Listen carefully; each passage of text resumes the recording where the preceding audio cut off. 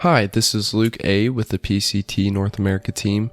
In this video, I will show you how to use the Measurement and Layer Inspect tools within View. The tools are located within the Map Tools bar in the upper left-hand corner. The Measurement tool allows you to draw a polygon and will display area and perimeter values for the polygon.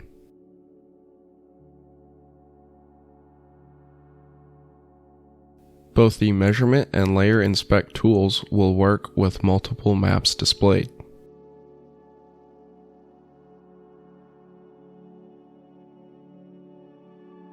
The Layer Inspect tool also operates by allowing you to draw a polygon.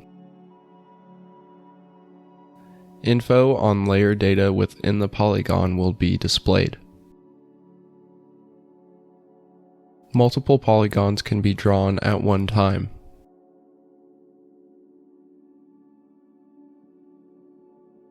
Switch between polygons by clicking within their boundaries.